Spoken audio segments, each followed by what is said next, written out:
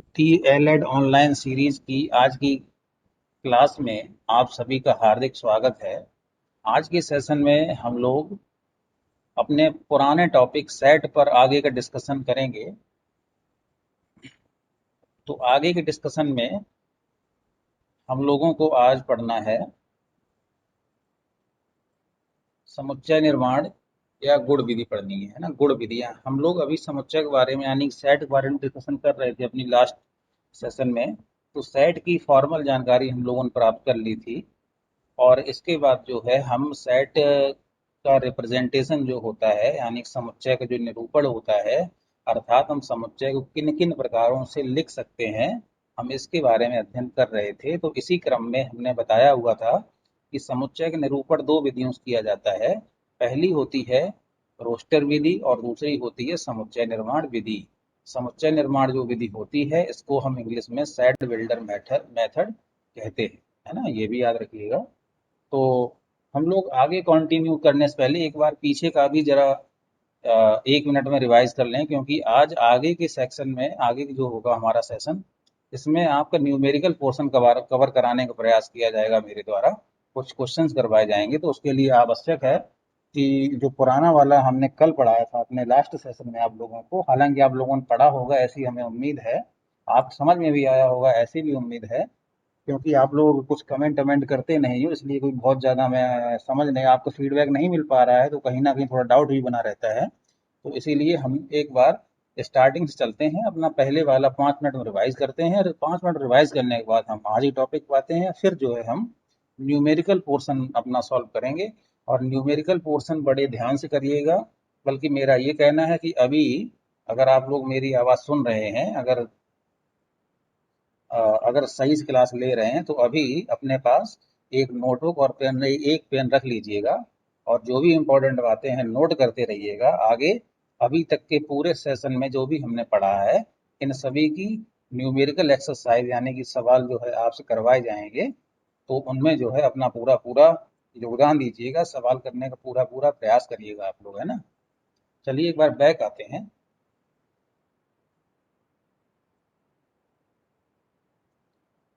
तो समुच्चय के बारे में सबसे पहले हम लोगों ने समुच्चय की संकल्पना पे डिस्कशन किया हुआ था। इसके अंतर्गत केवल आपको समुच्चय की परिभाषा याद रखना था। समुच्चय की परिभाषा के बारे में आपको बताया हुआ था हमने कि वस्तुओं के सुपरिभाषित समूह अथवा संग्रह को कहते हैं समुच्चय, है ना। यही परिभाषा आपको याद करनी है।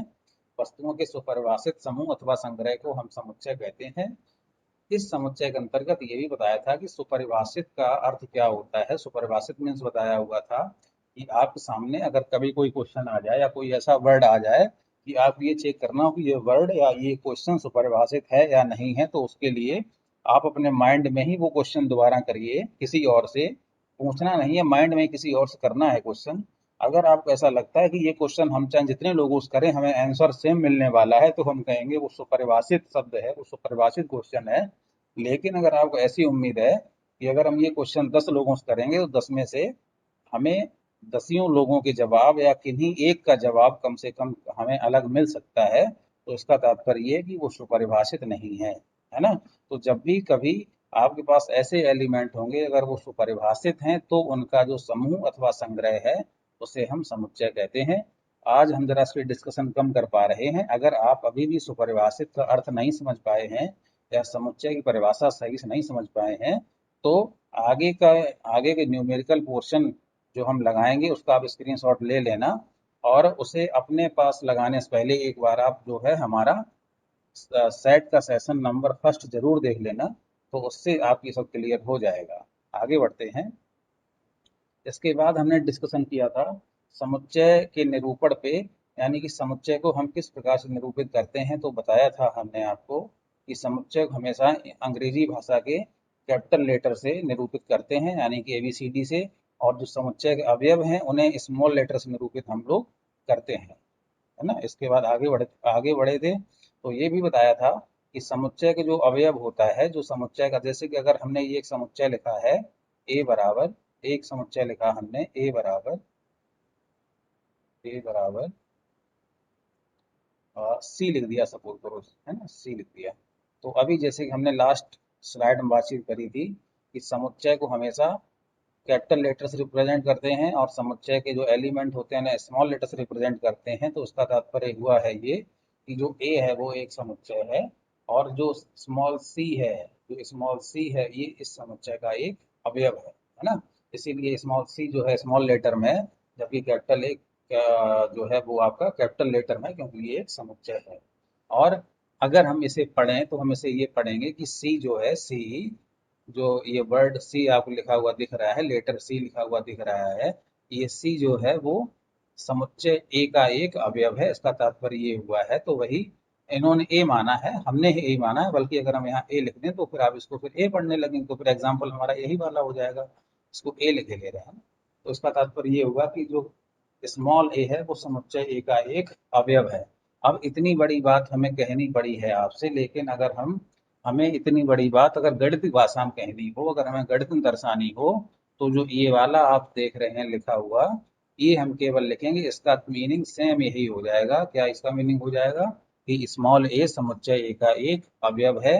और जो ये बीच में चिन्ह लगा है, ये चिन्ह वैसे एप्सिलॉन होता है, लेकिन हम अपने समुच्चय में इसको पढ़ते हैं एलिमेंट, है ना। क्या पढ़ते हैं इसको, इसको हम समुच्चय में एलिमेंट पढ़ते हैं, ELEMENT, MENT,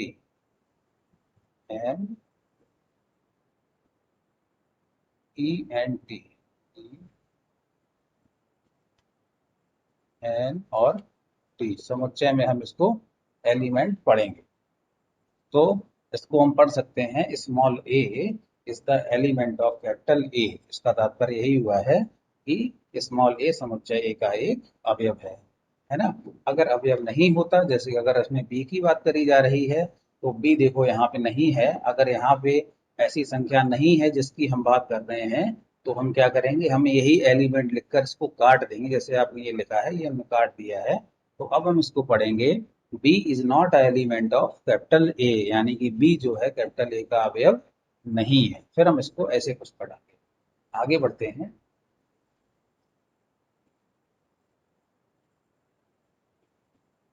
समुच्चय लिखने की दो विधियों के बारे में फिर हमने डिस्कशन किया हुआ था, जिसमें पहली विधि थी रोस्टर विधि। तो अगर आपको इस प्रकार से कभी, हालांकि यही समुच्चय लिखना जो है यही ज़्यादा पॉपुलर होता है, समुच्चय ऐसे ही लिखे हुए आते हैं। तो जो ये वाली विधि कहलाती है, अगर समुच्चय में इस फॉर्म लिखा हुआ मिलता है तो इसे हम बोलते हैं समुच्चय की रोस्टर विधि बोलते हैं इसको, है ना। अगर इस वाले फॉर्म में लिखा हुआ मिलता है तो इसे हम लोग बोलते हैं समुच्चय निर्माण विधि या समुच्चय की गुण विधि बोलते हैं। इसको हम जितने बार भी लिखेंगे, हमेशा सबसे पहले इतना पोर्शन तुम्हें हर जगह लिखना है। इतना पोर्शन देखने के बाद आगे चीजें लिखनी होती हैं। और इसमें ये जो बीच में टिक लगा हुआ होता है, दो डॉट लगे होते हैं, वैसे हम इनको कॉलन बोलते हैं, कॉलन। लेकिन यहाँ पर हम इसको सच दैट बोलेंगे, सच दैट, यानी कि अगर हमें ये पढ़ना हो तो हम इसको पढ़ेंगे एक्स सच दैट एक्स पढ़ेंगे इसको, एक्स सच दैट एक्स एक धनात्मक संख्या है। आगे बढ़ते हैं, बात करते हैं सारणीबद्ध या रोस्टर विधि का। तो अभी अभी फिर से हमने डिस्कशन किया हुआ था कि ये सब विधियां कैसी हैं, ये सब आपकी रोस्टर विधि है। रोस्टर विधि लिखते समय दो नियम हमें पता होने चाहिए कि रोस्टर विधि में क्रम का कोई महत्व नहीं होता है। आप क्वेश्चन का आंसर में क्रम चाहे जो लिख दीजिए, आपका आंसर सही माना जाएगा। यानी कि यहाँ 2 4 6 8 हमने लिखा है, अगर हम यहाँ पर 8, 6, 4, 2, अगर हम यहाँ पे ये भी लिख दें 8, 6, 4, 2, और इसको हम एक कोष्टक में बंद अगर कर दें, तो इसको भी एकदम ठीक आंसर माना जाएगा और नंबर आपको पूरे पूरे दिए जाएंगे। तो रोस्टर विधि में जो क्रम होता है उसका कोई खास महत्व नहीं होता है। लेकिन ये बात ज़्यादा इम्पोर्टेंट है आपके लिए समझना, ऐसे क्वेश्चन आते हैं कि समुच्चय में कभी भी किसी भी अवयव को दोबारा नहीं लिखते हैं। दोबारा जो है किसी भी अवयव को हम नहीं लिखेंगे, हमें हर एक अवयव केवल एक बार ही लिखना होता है। इस पे भी हमने लास्ट क्लास में डिस्कशन किया था, आप लोग एक बार लास्ट वाला हमारा वीडियो देख लेना, तो फिर आप ये क्लियर हो जाएगा। बाकी जब भी क्वेश्चंस लगेंगे तो ये फिर चीजें आएंगी आपके सामने, है ना। अब हमारा आज का जो टॉपिक था वो था समुच्चय निर्माण विधि या गुण विधि, है ना। जब भी हम कभी समुच्चय निर्माण विधि पे डिस्कशन, समुच्चय निर्माण विधि का यूज करते हुए समुच्चय को दर्शाते हैं, यानी समुच्चय को लिखते हैं, तो हमें सिर्फ ये याद रखना चाहिए कि हमारे सामने जो भी क्वेश्चन दिया है या जो भी एलिमेंट्स हमारे सामने दिए हैं, ये गुणाधर्म गलत लिख गया है, गुणधर्म है ये, है ना, ये वाला डंडा हटा देना, ठीक है। तो जो भी एलिमेंट हमारे सामने दिए हैं, जो भी एलिमेंट हमारे सामने दिए हैं, जो भी हमारे सामने प्रश्न लिखा हो, जो भी हमारे सामने डिजिट्स हों, जो भी हमारे सामने लेटर्स हों, जो भी हमारे सामने लिखा है, अगर हमें उसे समुच्चय निर्माण विधि से समुच्चय में लिखना है, तो हमारा सिर्फ और सिर्फ एक काम होता है कि जितना हमारे सामने मटेरियल है, हम उसमें एक सार्वनिष्ठ गुणधर्म निकाल लें, यानी कि ये हम कह दें कि जितना भी आप सामने रखा है उसमें से आप एक कॉमन गुण निकाल लीजिएगा, है ना। और जो कॉमन गुण उसका आप निकाल पाएंगे अपने मन में, वो कॉमन गुण जब आप शब्दों में लिख देंगे, जब आप उसे शब्दों में लिख देंगे, तो वो बोला जाएगा, आपका समुच्चय निर्माण विधि बोला जाएगा। समझते हैं, जैसे कि यहाँ पे हमने आपको एक रोस्टर विधि से लिख कर दिया है समुच्चय ए ई आई ओ और यू, है ना। अब अगर हम ए ई आई ओ यू ये जो 5 एलिमेंट दिए हैं, अगर मैंने कहा एक कॉमन गुण निकालें, तो कॉमन गुण ये है कि ये सभी जो हैं, सभी लेटर जो हैं, वो अंग्रेजी वर्णमाला के वॉवेल्स हैं। अंग्रेजी वर्णमाला क्या है? वॉवेल्स हैं, यानी कि स्वर हैं, ठीक है। तो जब ये स्वर हैं तो हमें इनके अंदर एक कॉमन गुण मालूम पड़ गया। अगर अब हमें इसको लिखना है समुच्चय में, तो हमें क्या करना होगा, ये अब यहाँ पे आइए, आंसर हमने कैसे लिखा हुआ है। हमने मान लिया कोई समुच्चय V है, ये V मैंने माना हुआ है, आप इसको A से लेके Z तक चाहे जो मानिए, कोई दिक्कत नहीं है। लेकिन बस इतना है कि आगे जो ये आप लिखेंगे ये कैपिटल लेटर होना चाहिए, ये स्मॉल लेटर ना हो, बस इतना केवल याद रखिएगा। बाकी आप फ्री हो, आप समुच्चय A मानो, B मानो, D मानो, Z मानो, कुछ भी मानो, कोई दिक्कत नहीं है। इसके बाद लिखेंगे x सच दैट x, है ना, x सच दैट x, इतना आप पोर्शन लिखना ही लिखना है। इसके बाद यहाँ पर आपको एक कॉमा लगा देना है। इतना तो आप हर एक समुच्चय निर्माण के आंसर में पहले आप इतना पोर्शन लिख लीजिएगा। इतना पोर्शन लिखने के बाद अब इसमें आपने जो कॉमन गुण निकाला हुआ था कि ये सभी अंग्रेजी वर्णमाला के एक स्वर हैं, ये वाली बात आपको आगे लिख देनी है शब्दों में। और शब्दों में लिख देने के बाद इसको जो है आपका ये ब्रैकेट बंद कर देना है। तो बस ये आपका आंसर आ गया, ये हो गई आपकी समुच्चय निर्माण विधि या समुच्चय लिखने की गुण विधि हो गई है आपकी, एकदम आंसर ठीक है। तो इस प्रकार से जब आप लिखेंगे तो उसे समुच्चय निर्माण विधि हम कहते हैं। आगे बढ़ते हैं, इससे संबंधित क्वेश्चन हम लोग सॉल्व करेंगे। तो अगर आपने अभी तक भी अपनी नोटबुक और पेन अगर अपने हाथ में नहीं लिया है, तो उसे ले लें। अब क्वेश्चन से पोर्शन आने वाला है, बहुत सारे क्वेश्चंस आपसे पुट अप किए जाएंगे, जिसमें कुछ का आंसर मेरे द्वारा बता दिया जाएगा। जो बाकी क्वेश्चन बचेंगे उसके लिए आप वीडियो में जब जो क्वेश्चन वाला पेज खुल रहा हो, आप उसका स्क्रीनशॉट ले लीजिएगा, बाकी बचे हुए क्वेश्चन को सॉल्व करिएगा। और अगर आप सॉल्व करें, अगर आपके अंदर तत्परता है, अगर कहीं कोई प्रॉब्लम हो रही है, तो आप कमेंट सेक्शन में जाकर कमेंट में लिख सकते हैं कि हमें इस क्वेश्चन का आंसर नहीं आया है, तो उस क्वेश्चन को अगले क्लास में डिस्कशन कर लिया जाएगा, उसके बारे में पूरा पूरा आपको समझाया जाएगा आखिर इसका राइट आंसर कैसे आएगा। आगे बढ़ते हैं। बड़े बेसिक लेवल से हम लोग स्टार्ट करते हैं। मेरा प्रयास ये है कि समुच्चय से जितने भी क्वेश्चंस आपके एग्जाम में आए हैं, समुच्चय एक बहुत ब्रॉड टॉपिक है। अब आप ये मत सोचो कि अगर हम बीटीसी का समुच्चय पढ़ रहे हैं तो हम इतने काबिल हो गए हैं कि हम क्लास 11th का भी समुच्चय सॉल्व कर पाएंगे, ऐसा नहीं है। वो अलग लेवल है उसका, आपका लेवल अलग है। मेरा प्रयास इतना है कि आपके लेवल पर समुच्चय संबंधित जितने भी क्वेश्चन आए, उतने सभी क्वेश्चंस का आप एकदम ठीक ठीक आंसर उनका दे सकें। तो इसके लिए हम लोग एकदम बेसिक लेवल से स्टार्ट करते हैं। तो सबसे पहला जो हमने अपना क्वेश्चन वाला सेक्शन रखा है, उसमें केवल हमने इतनी सी बात रखी है कि केवल आप ये पहचानना है कि ये एक समुच्चय है या नहीं है। तो ये पहचानने के लिए आपको ये पता होना चाहिए कि समुच्चय की परिभाषा क्या होती है। अगर आपको ये बात पता है, समुच्चय की परिभाषा में यूज हुए शब्दों का सही अर्थ अगर आपको पता है, तो आप इसमें से ये पहचान पाएंगे कि इसमें कौन सा समुच्चय है और कौन सा समुच्चय नहीं है। जैसे एक दो पे हम लोग डिस्कशन कर लेते हैं। पहला जो क्वेश्चन आज पूछा है उसमें लिखा है भारत के 10 सबसे अधिक प्रतिभाशाली लेखकों का संग्रह। तो इसके बारे में आंसर पहले आप लोग अपने मन में सोच लीजिएगा, जो भी मन में आंसर आ गया उसे टिक भी कर लीजिएगा। अब हम लोग डिस्कस करते हैं इस पर कि अगर हमने बात करी है भारत के 10 सबसे अधिक प्रतिभाशाली लेखकों का समुच्चय है या संग्रह है। तो अगर आप ये क्वेश्चन किसी से पुट अप करोगे, आप अपने आसपास 5 लोगों से क्वेश्चन पूछ लो, तो पांचों लोगों की राय में इनके आंसर अलग अलग आएंगे, और जब आंसर अलग अलग आएंगे तो जो भी आपके सामने शब्द प्रेजेंट हो रहे हैं, जो भी आपके प्रश्न है, उसके शब्द सुपरिभाषित नहीं हो सकते हैं। अगर शब्द सुपरिभाषित नहीं है तो ये कभी भी एक समुच्चय होने की योग्यता नहीं रखता है, ये वाला क्वेश्चन, यानी कि ये समुच्चय नहीं है। उम्मीद है कि आपने सबने भी इसको नहीं ही टिक लगाया होगा। बाकी अगर कहीं कोई मिस्टेक है तो एक बार परिभाषा फिर से देख लेना, और परिभाषा समझने के लिए हमारा सेट का फर्स्ट वाला जो लेक्चर था, जो फर्स्ट सेशन था, उसको एक बार फिर से देख लीजिएगा। आगे बढ़ते हैं। इसके बाद हम बात करें विश्व के सर्वश्रेष्ठ 11 बल्लेबाजों का संग्रह। आप इसके बारे में अगर हम पूछें बताइए समुच्चय है या नहीं है, तो इसके बारे में भी आपको यही सोचना है कि अगर हमें विश्व के सर्वश्रेष्ठ 11 बल्लेबाज चाहिए हैं, तो अगर आप ये किसी डिस्कशन करोगे तो किसी किसी के नज़र में 11 बल्लेबाज सर्वश्रेष्ठ अलग होंगे, किसी किसी नज़र में अलग होंगे। 11 क्या, अगर आप केवल एक बल्लेबाज पूछ लो किसी से सर्वश्रेष्ठ बल्लेबाज कौन है, तो एक के लिए भी कोई आंसर लगाएगा विराट कोहली, कोई बोलेगा रोहित शर्मा, कोई बोलेगा बाबर आजम बोलेगा, कोई एबी डिविलियर्स बोलेगा, सबके आंसर अलग अलग ही आने हैं। अगर ये कंडीशन बन रही है कभी भी, तो कभी भी वह क्वेश्चन जो है वह शब्द कभी भी सुपरिभाषित होने की योग्यता नहीं रख सकता है, यानी वो कभी भी एक समुच्चय नहीं होगा। अगर इसके बाद हम बात करें आपकी कक्षा के सभी बालकों का संग्रह है, तो इसके बारे में भी पहले आप लोग टिक लगाइएगा, आपके मन में क्या आ रहा है कि ये समुच्चय है या नहीं है। उम्मीद है टिक लग गया होगा। तो इस पर डिस्कशन अगर हम करें, तो अगर आपकी कक्षा में 100 स्टूडेंट हैं, अगर हमने किसी भी बच्चे से ये क्वेश्चन पूछा कि बताओ बेटा तुम्हारे यहाँ स्टूडेंट कितने हैं, तो आंसर देगा 100। कौन कौन है? अगर हम ये क्वेश्चन पूछते हैं तो ये तो बात ठीक है कि किसी को भी पूरे 100 स्टूडेंट का नाम रटा नहीं होगा, लेकिन रजिस्टर देख के जब आंसर बताएगा तो सभी लोग आंसर सेम ही बताएंगे कि हमारे यहाँ 100 हमारे भाई बहन पढ़ते हैं जिनके नाम ये हैं।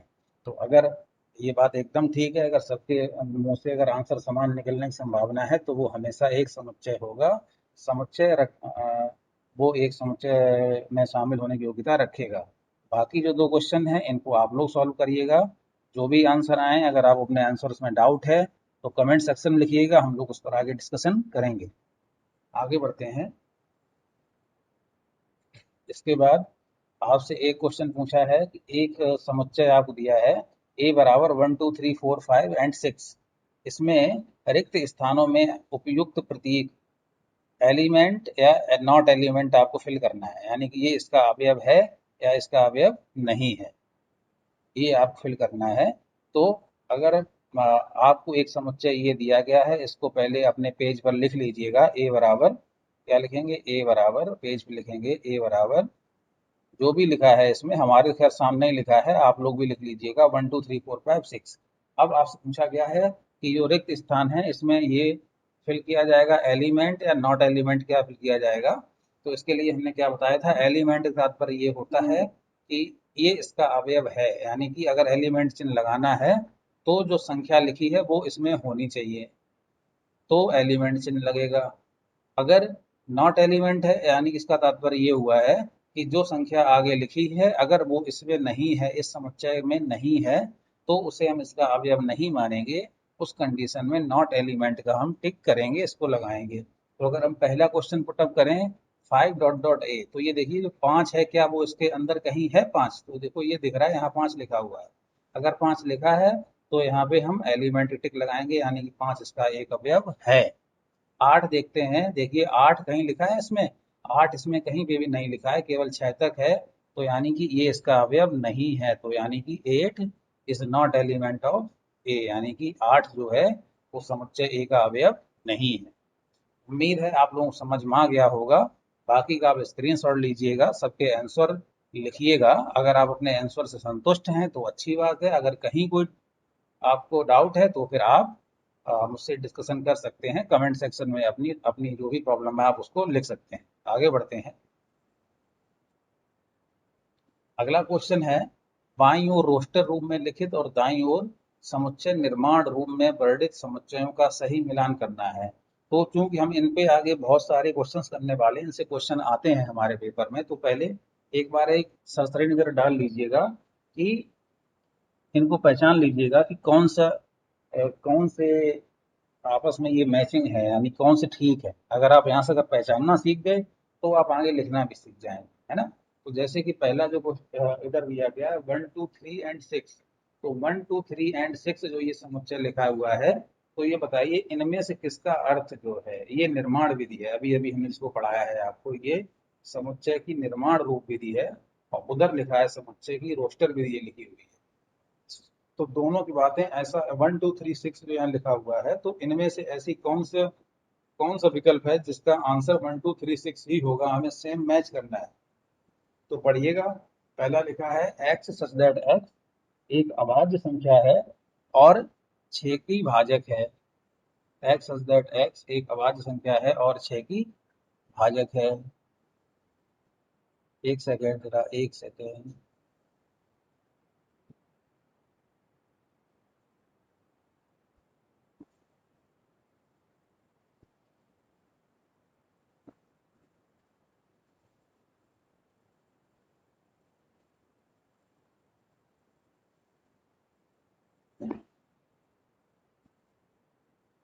तो आपको ये पहचानना है कि इनमें से कौन से जो विकल्प है मैच कर रहे हैं।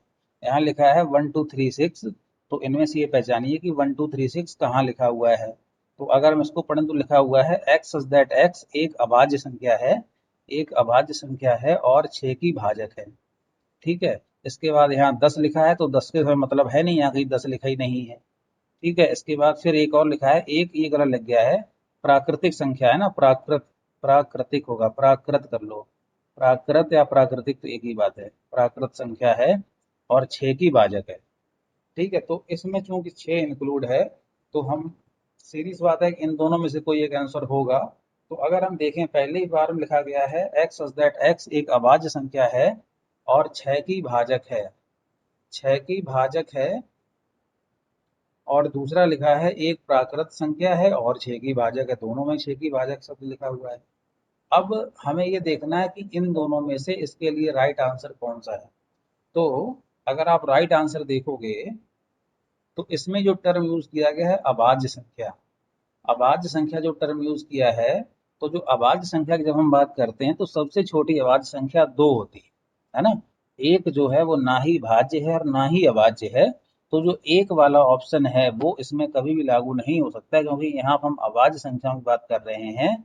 तो यानी कि जो ये वाला ऑप्शन हो गया है 1 2 3 6, ये यहाँ ठीक आएगा कि एक्स दैट एक्स एक प्राकृत संख्या है, एक जो 1 है वो एक प्राकृतिक संख्या है, एकदम सही बात है।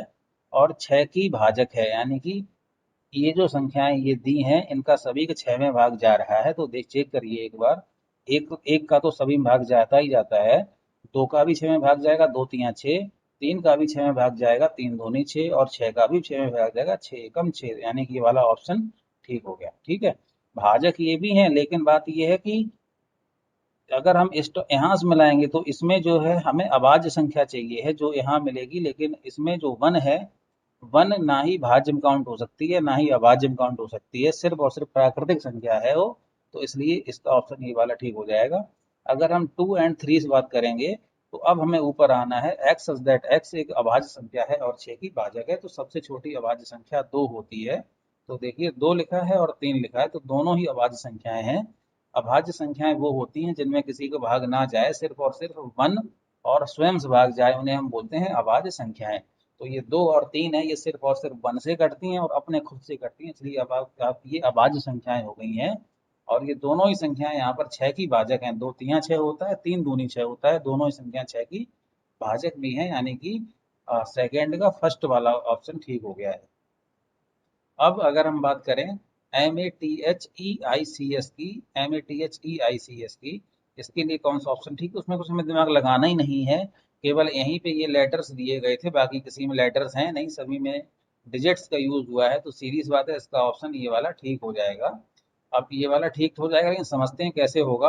अभी अभी हमने बात करी थी कि जो रोस्टर मेथड होता है उसमें कभी भी शब्दों की पुनरावृत्ति नहीं होती है, जबकि सेट बिल्डर में ऐसी कोई दिक्कत नहीं है। तो यहाँ इन्होंने लिखा है मैथमेटिक्स शब्द का एक अक्षर है, तो जब हम इसे बदलेंगे रोस्टर में, तो यहाँ तो मैथमेटिक्स पूरा लिख दो, कोई दिक्कत नहीं है, लेकिन जब आप रोस्टर में लिखोगे तो आपको इसका केवल एक वर्ड एक बार उठाना पड़ेगा। यानी सबसे पहले आप एम बनाएंगे, फिर आप ए बनाएंगे, फिर आप टी लिखेंगे, टी के बाद आप एच लिखेंगे, एच के बाद आप ई लिखेंगे, फिर से एम आ गया है।